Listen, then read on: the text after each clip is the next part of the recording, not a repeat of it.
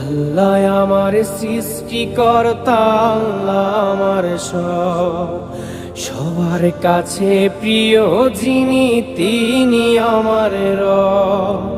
দুনিয়া করব সবাই আল্লাহর ইবাদত, দুনিয়া করব সবাই আল্লাহর ইবাদত।